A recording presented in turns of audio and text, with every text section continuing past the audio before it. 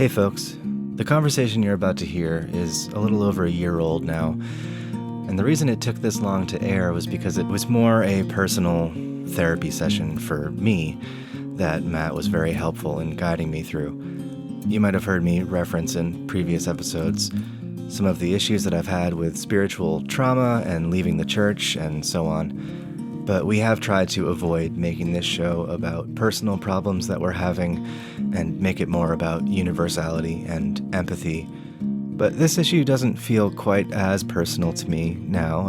I've worked through it and given it the space to be not just a part of my story. And if it happens to be a part of your story too, you may be interested in the announcement that we're going to make at the end of this conversation.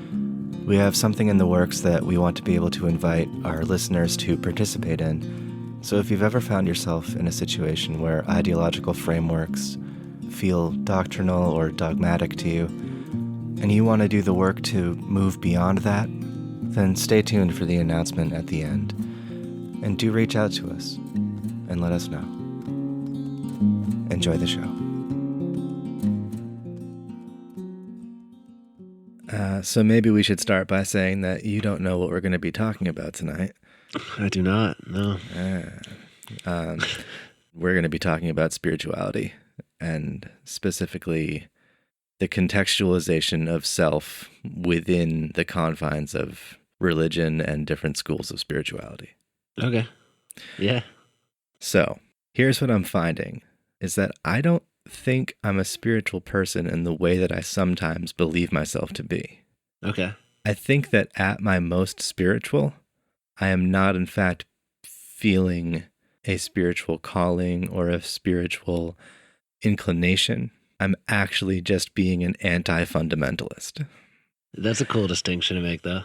I think so, because when I feel like I'm going through a spiritual phase, it's an explorative phase. Yeah. It's me trying to absorb a lot of ideas, a lot of philosophies, a lot of teachings, a lot of writings. And I think it's with the hope of edifying myself.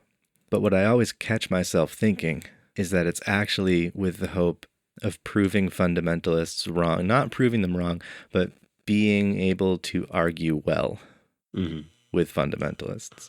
If I'm ever studying up on the Gospels, sure, there's a lot of beauty to be found there. Yeah. But I want to be able to hold my own in a debate against somebody who has a fundamentalist reading of the Gospels.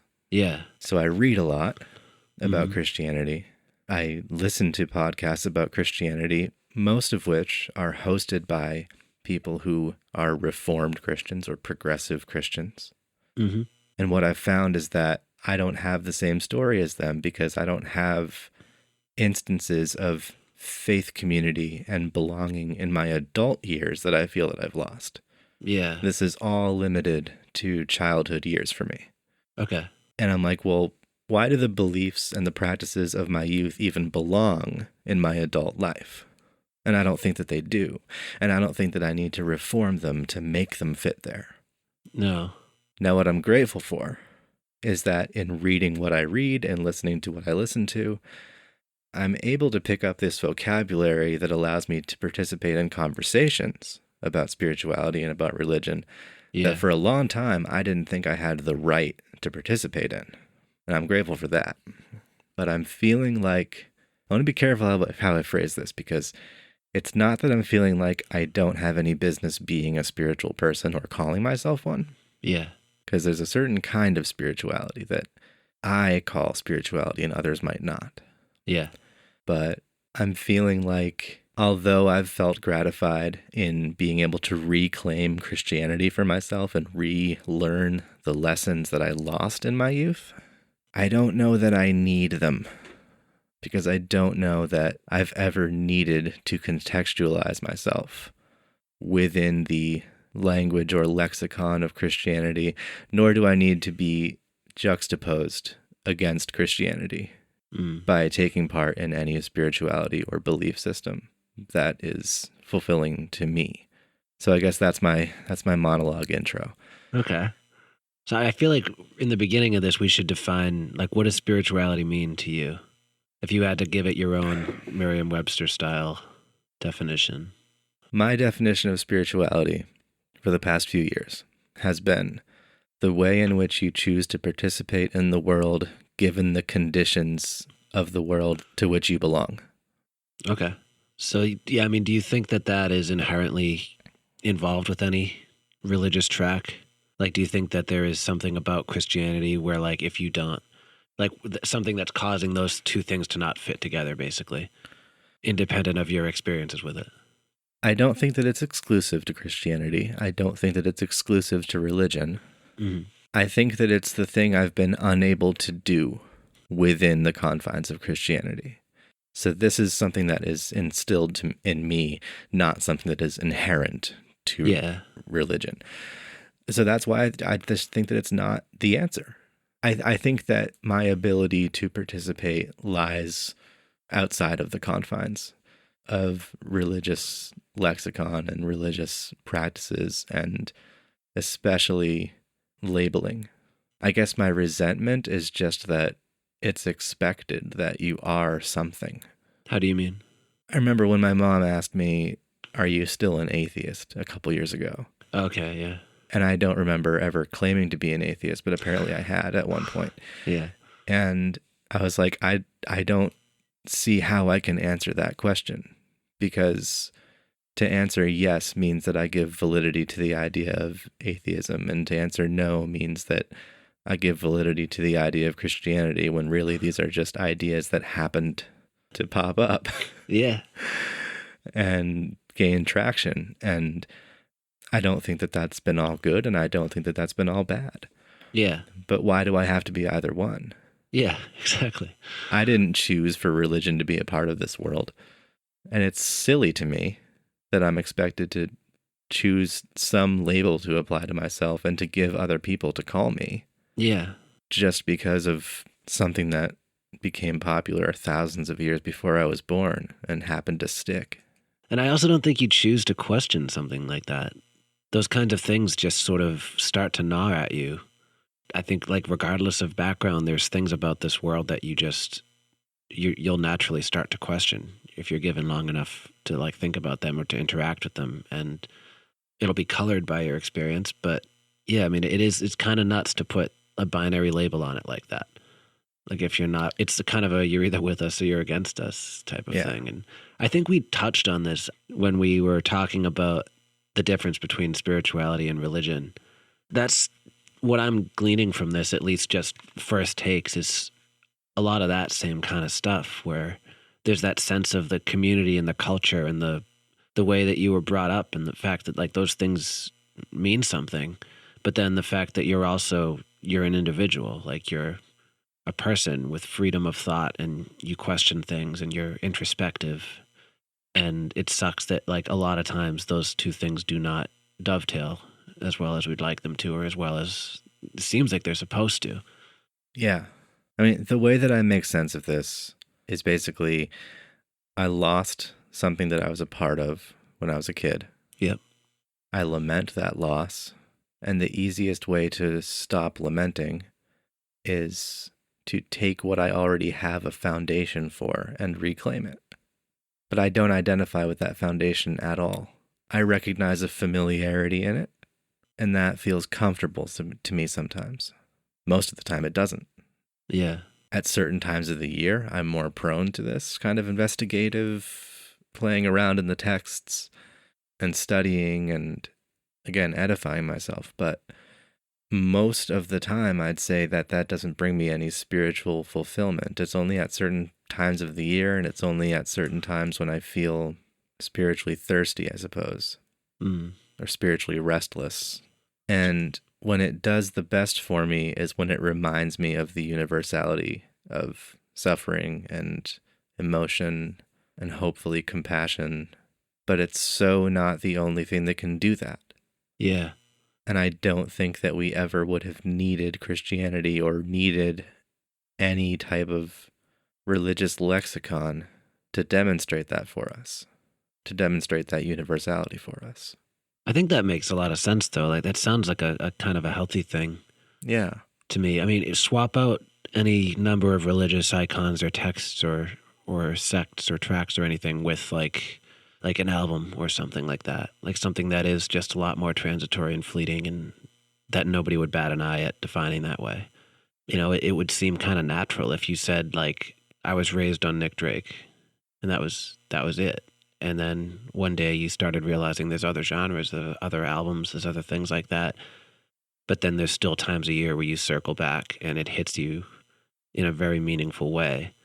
Mm-hmm. You know, there would be a harmony to that. It would kind of make sense personally. And this might be because I was raised secularly, so I didn't have the community identity attached to it, and a lot of the formal aspects of religion were absent from my life. But I've always thought that that was a cool thing about a lot of this type of wandering and thinking, is that so many different cultures and so many different backgrounds and people have tried to reason through a lot of the same universal problems. Yeah. And after a while, you can be kind of your own guide in those ways, where you can spend a month just going through the Buddhist ones and just figuring out some of those lines of thought, and then flip to Christianity, and then flip to atheism. And then, you know, you can move around however you need to like kind of be what you need to be. But it does come at the expense of that community. And that's where I think I sometimes get caught up in, like, what am I trying to replace? Yeah. What am I actually lamenting, and what am I trying to replace and create? Is how much community have I lost, and how much was that because of beliefs that I forsook?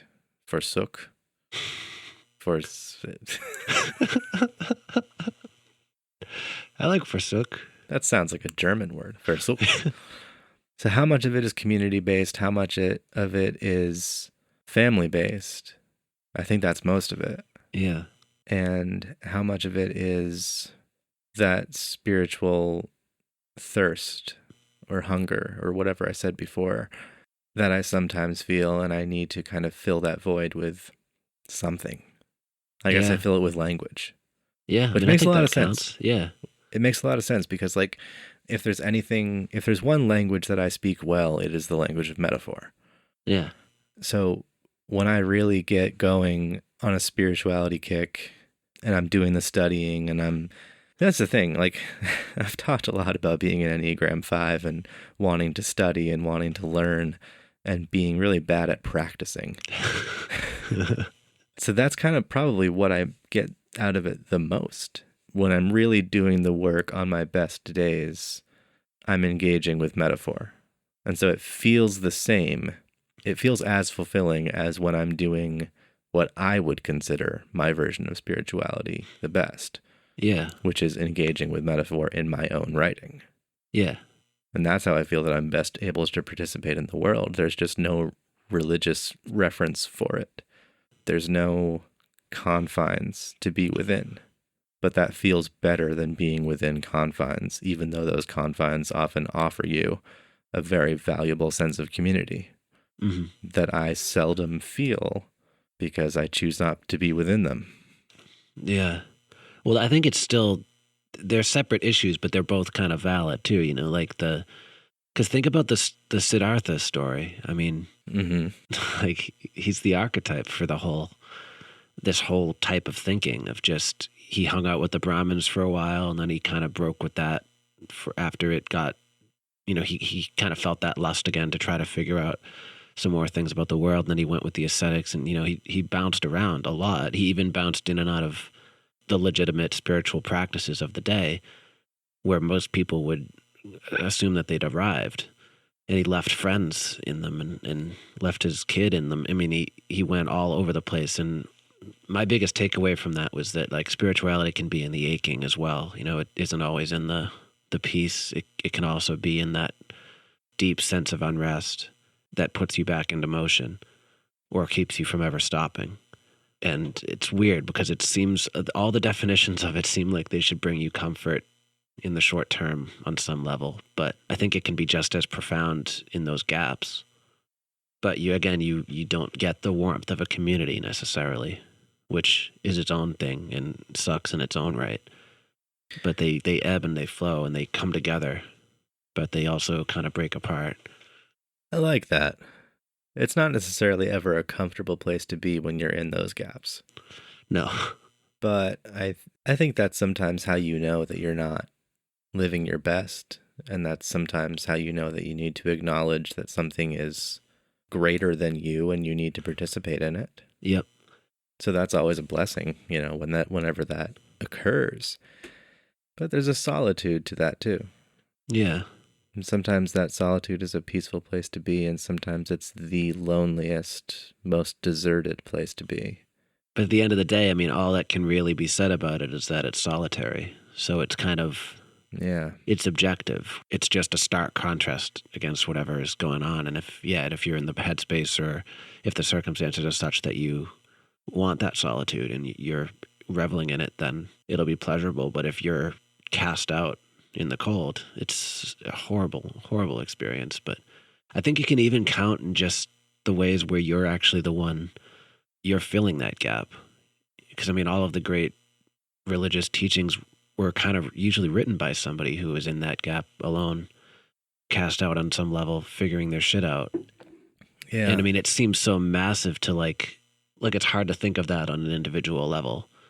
Like to think about the idea of like Jesus before he was Jesus. Right. Like that was just a guy trying to figure shit out.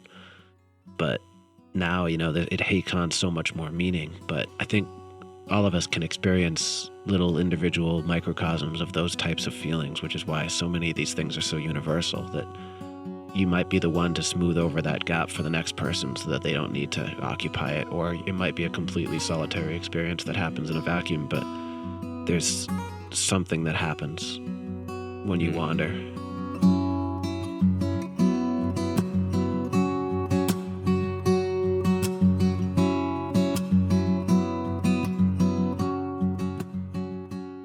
What we missed out on, because I don't think that either of us were as well read on it as we should have been.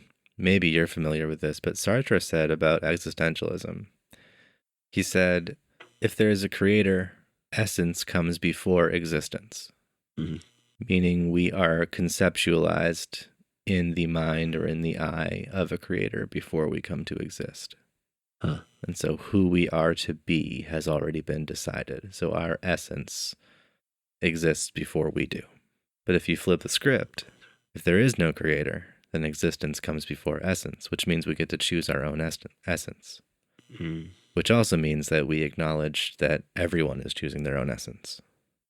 So I guess what this comes down to is the idea of acceptance. Mm. Because it's very hard to create your own meaning and have that meaning be accepted by your peers, by your community, by your family, etc., when what is considered meaning is contextualized within what already is. Mm. And I guess the idea of being progressive, whether politically or spiritually, would imply that you can assign a label to yourself, but believe that that label isn't done being defined. Yeah. And I think accepting the shortcomings of institutions as well kind of comes into play, because we can't all be trusted to take these leaps of faith in unison, So like, in order for there to be a group predicated on these beliefs, then there has to be a certain amount of lag almost in terms of the actual like intellectual vanguard to it, in order for these people the people who are part of it, to experience the comfort that they're seeking there. Yeah, no, absolutely. So it's kind of almost accepting that like the more you come to terms with it as an individual and the more that you explore, the further you'll be ahead of that pack at certain points, just by virtue of the fact that there is a pack. And when you go back into that pack, you have to kind of like be at peace with the fact that you're either going to have to kind of smile and nod, for lack of a better phrase, at certain points, but that's not necessarily a superficial thing. Like it's a superficial act, but it's kind of concealing a deeper love or respect for the people that you're around. Mm. Or it's just an acknowledgement of a need that you have to be in this group, but that those two things kind of can be mutually exclusive just by virtue of the fact that they are so often, Well, and it's also, a few months ago, I was almost ready to say, sure, I'm a progressive Christian now because I agree with so much of what I've read. Yeah.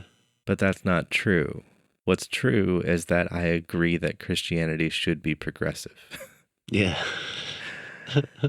Or like, another way to categorize this movement is non-dual. Am I ready to classify myself as a non-dual Christian? Well, no, because I don't feel the need to be a Christian, but I do believe that Christianity should be non-dual. Mm-hmm. I do believe that a dualistic way of seeing things spiritually or even politically or in any arena of life is harmful. Mm-hmm. But then I look at that and I say, okay, by calling yourself a non-dual Christian, you are inherently acknowledging a duality between you and dualistic Christians. And it's the same with anything. If I call myself progressive politically, I'm accepting a duality between progressive and fundamental. Yeah. And I don't always want that duality to exist because it makes me combative. It makes me, again, do all the studying just in hopes that I can win debates. Yeah. It makes me feel like I'm compensating for the things that I have lost and lamented in my life, being faith and community and structure. So as much as I want to approach things non-dualistically, and as much as I do, as much as it is in my nature to do so, I don't know that I feel that I can apply that to religion or spirituality, because when I do, I'm instantly letting duality in. So I feel like the best answer is for me to just bail on it.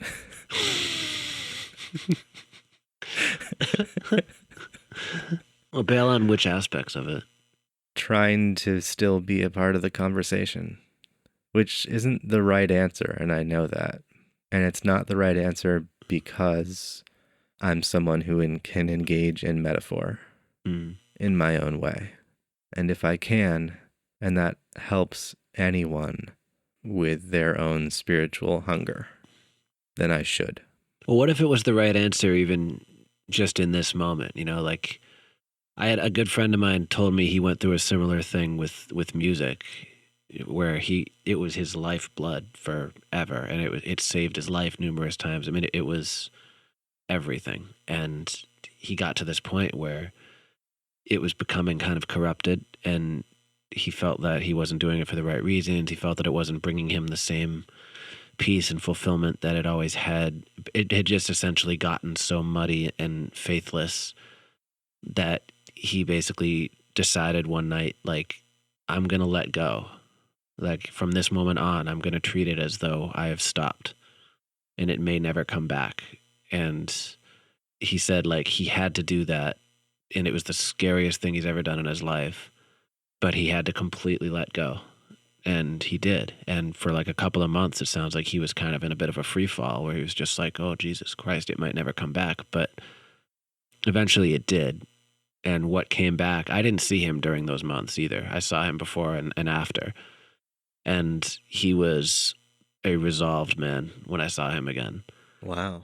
I mean, it was noticeable, like from the jump. Like he was absolutely not fucking around creatively. Like he wasn't before. So it was amazing to even see that change happen. But he had this kind of like this serenity about stuff. And all of the stuff that he was anxious about and worried about with regard to his own music he just seemed so much more secure in a lot of it. And that's kind of how he talked about it, is like at the time he needed to leave that conversation because his vocabulary was too limited, basically. And if you think about it like a literal conversation, if you only know like 10 words and you just keep saying them over and over, you're only going to be able to cut that conversation 100 different ways.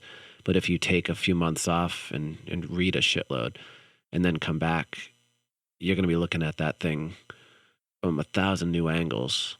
So maybe it's even something like that. And he described it too, with like it was the finality of it that gave it the significance in that moment. It was the fact that he wasn't saying I'm taking a break, because that's just dog-earing that same initial crisis. So it was that trust in letting go and knowing that basically it's that old cliche, but like if it's meant to be, it will come back, kind of a thing. Maybe it's something like that, where you're right for saying that you need to bail because whatever you're using right now just isn't effective in the ways that you want it to be. And kind of just have that trust in, like, although it's terrifying, the fact that you'll either find the implements that you need or you realize you won't need them and that you never needed them. Yeah, I think you're right. And I resonate a lot with that story. A similar thing happened to me where, like, I didn't ever completely stop making art, but it stopped meaning the same thing for me. Like, there was this, I'm not playing with any ambition. Yeah. I'm not writing with any ambition. Mm-hmm. There wasn't the same ego behind it. There wasn't the same desperation behind it. And I finally landed one day on something. Okay, so I hate to be scatterbrained about this, but I'll tie this together. So I was telling you off, Mike, that I'm currently reading The War of Art by Stephen Pressfield. Yep. Which is a book about how artists need to battle resistance, and resistance can take many forms, such as procrastination and excuses and so on and so forth. Mm-hmm. And there's one chapter in this book about how the artist and the fundamentalist are opposites, because the fundamentalist believes that what needed to be done has already been done. Mm-hmm. And the artist believes that, no, there's still more to create. And an artist is inherently a progressive person in that sense. And he says that the difference is the artist believes that they need to co-create the world alongside God. Mm. And I read that chapter a day after I thought to myself, I guess I'm just an atheist now. Yeah. And I read that and I was like, oh yeah, that's totally what I believe. Okay. I don't necessarily call it God, but sure. Yeah. So I immediately went back to this moment in 2016 that I had when I realized that the reason that I make art is to create empathy. Because every time you write a lyric that is a metaphor, and metaphor is inherently something that the masses are meant to understand. Mm-hmm. And therefore, any metaphor that is new creates new empathy. Yeah. If it's identifiable and relatable to more than just you, then it is a new empathy that you're creating.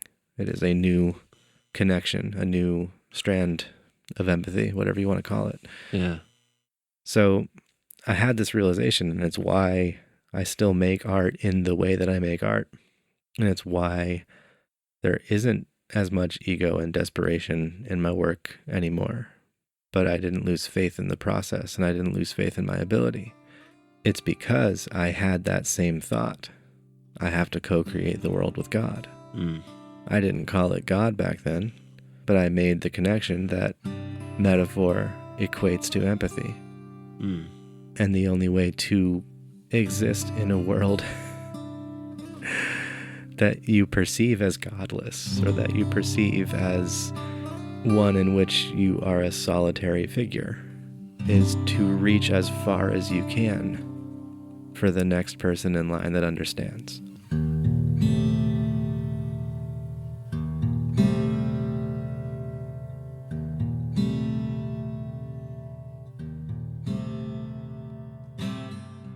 So, being raised in a secular household, how do all of these concepts resonate with you?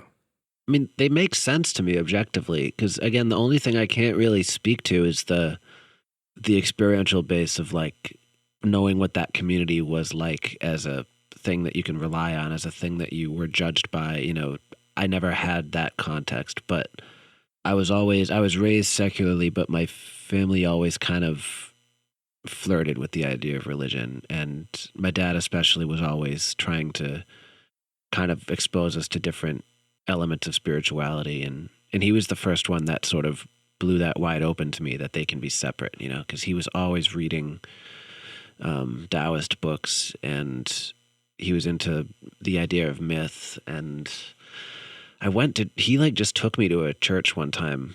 I forget why. It might have even been for a project or something, but there was some reason that I ended up in a church, and we were just hanging out in there looking at the architecture, watching a mass, you know, just kind of, he taught me how to view it in like an exploratory way. So I think I took in a lot of stuff, but I never felt fully connected in a way where I felt like I wanted to rest anywhere.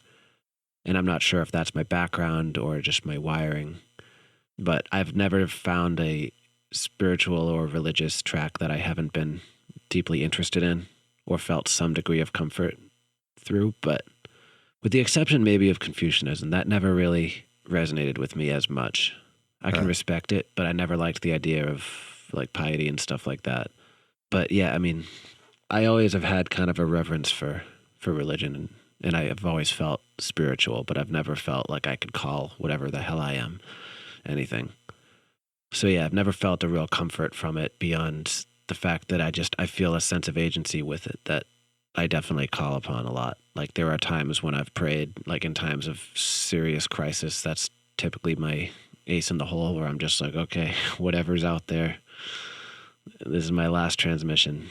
Like I need some fucking help. Like there have been those moments. There have been moments where I'm in nature and I feel so connected to whatever's around me that it feels kind of like the Taoist, that whole approach to the world. And a lot of that logically makes a lot of sense. I think if I had to boil it down to one thing, Buddhism is probably the most closely aligned with whatever my whole trajectory and worldview have been. Yeah. So I don't know. Yeah, that's a long ass way to answer that, but No, I'm glad that you brought up Taoism though, because that reminds me of that quote, like that which you can say about the Tao is not the Tao. yeah. And I guess that's kind of a lot of what I'm talking about, is like that which I feel cannot be limited to the language of religion. And that which I strive to do and strive to know maybe cannot be known because it cannot be expressed in language. Yeah. So I guess that's just a way of saying that I feel like my journey needs to be, at least for a while, a more solitary one. And that I don't need to look for this type of community. I don't need to look for this type of solidarity. It's nice when I happen upon it, but I don't know that I will ever be invested in it because at this point it doesn't feel like something that I've lost. Mm-hmm. It feels like something that, okay. The first time I ever heard Smells Like Teen Spirit, I was like 8 years old. I was walking down this side street in my old neighborhood, and there was this kid with a boombox in his front yard. And I remember hearing the chorus, and it was a melody that just immediately spoke to me. And I would sing it in gibberish, like walking around my house, you know, like I had just an undeniable love for the melody that I heard that day. And I didn't know what any of those words were. Many people still don't. Yeah. But for a few years, I wouldn't say that I was obsessed with that song, but it was like I had caught a glimpse of something. I didn't know what it was. And a few years later, I was at a block dance in town, and the DJ played Smells Like Teen Spirit. And I looked to one of my sister's friends, and I was like, oh my God, what song is this? I know this song. And she told me. And that changed my life. Because then I felt like a liberation, like something that I identified with, something that found me and wanted me to find it again. The world made sure that happened. Yeah. I feel like I've been trying to look at Christianity that way. I've been trying to look at Christianity as something that I glimpsed when I was younger. And then I forgot about it, or it forgot about me. And we just didn't cross paths again for a while. And I'm trying to make it my own. But I think that the conclusion I'm coming to is it's not something that will ever be my own. And I'm just getting closer to being okay with that. Because I think the reason that I wasn't okay with it for a long time is because I didn't lose my faith. I didn't lose my belief. I lost my community. I lost my sense of belonging. I felt like what was taken from me was a sense of belonging. I didn't feel like what was taken from me was my God. Yeah. And so if I'm not looking for God and I'm only looking for a sense of belonging or a sense of purpose, then that can be found outside of Christianity, which does not feel like something that I can rightly reclaim or rightly participate in if I'm not sold on it. If I'm insisting that it has to be progressive, and it has to be non-dual, and it has to be anti-fundamentalist, then doesn't that point out some flaws in it being a destination of mine? Yeah, and I mean that's an incredibly important distinction to make, because at least then you know what you're searching for at that point. Yeah. And that's, like we were saying earlier, I mean, both feelings are completely valid, you know, like both that feeling of loss and the feeling of belonging that you had there. Yeah, so I think they're both completely valid feelings, but they need to be dealt with in very different ways almost.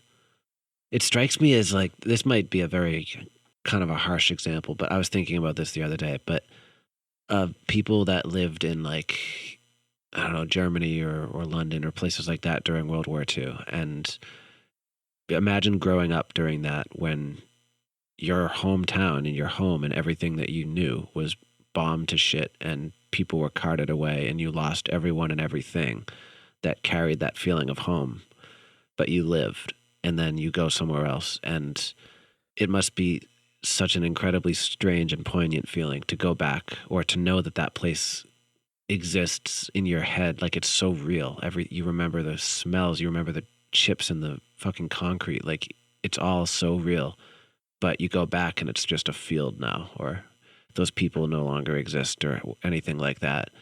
And it seems like a different example, but a similar kind of a thing, that reconciliation that has to happen, where you have to be able to kind of accept that, like, it is real because it was real for you and you were there and it mattered, you know, it had a hand in making you who you are. But at the same time, it's a different paradigm and both are valid.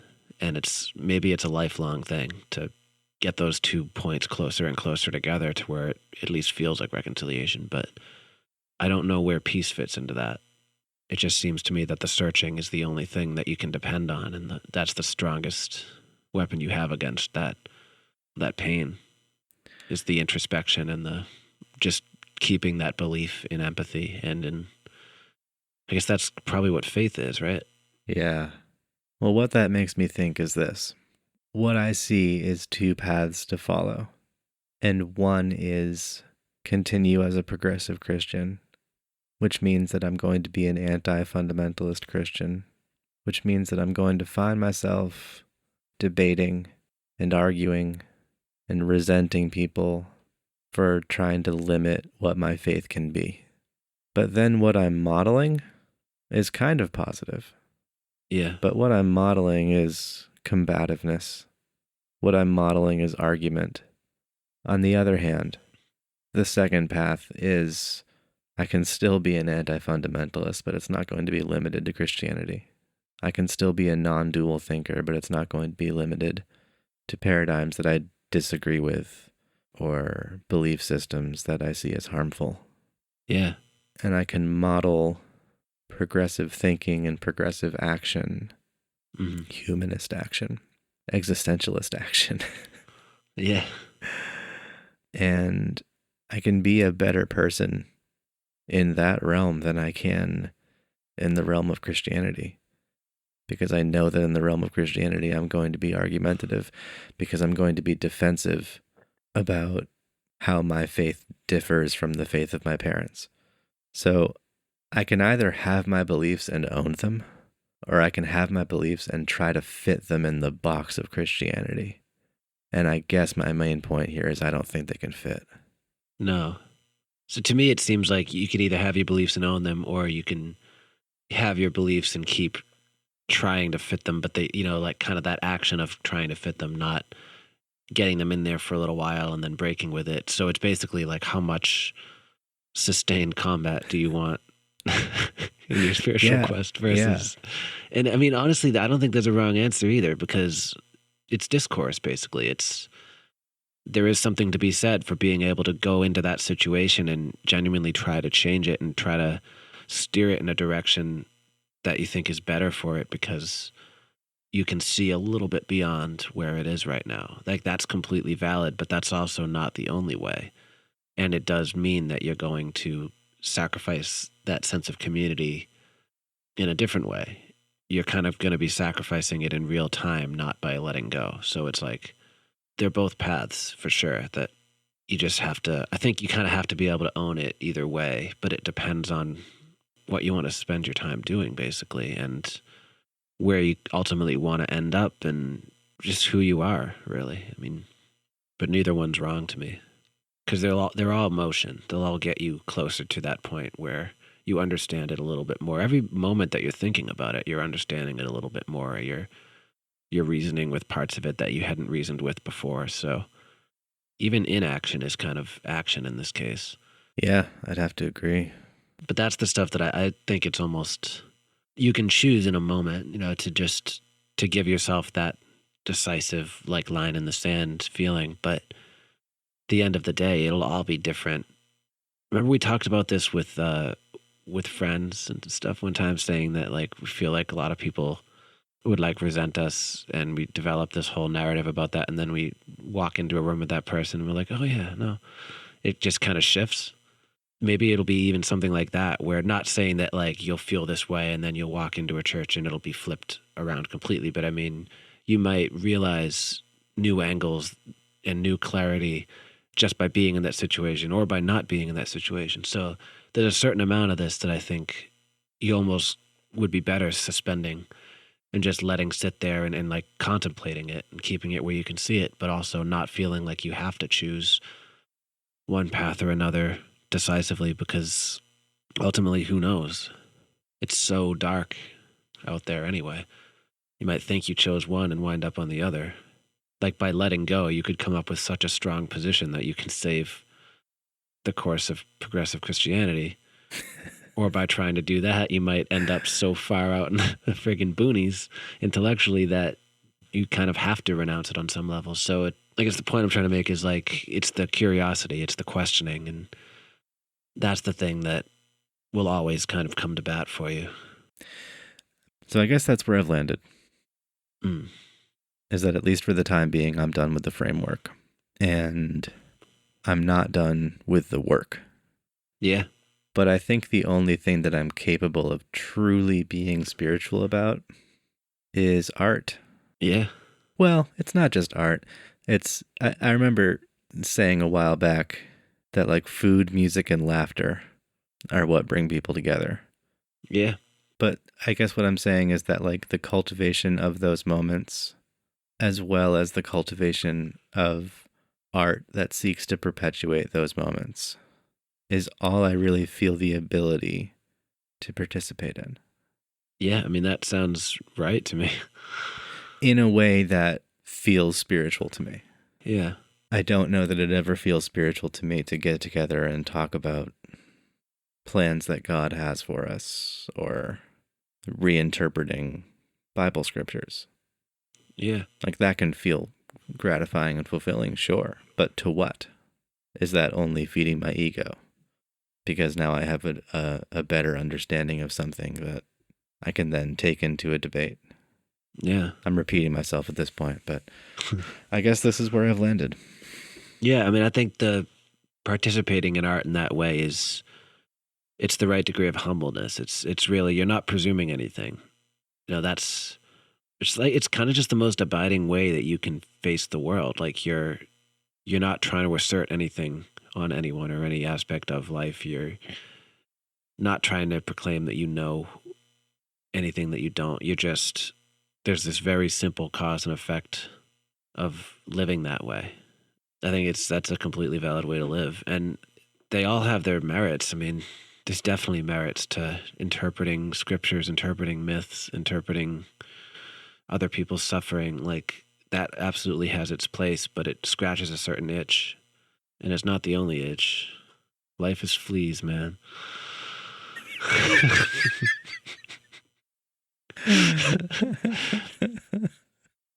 I think that's a good place to stop.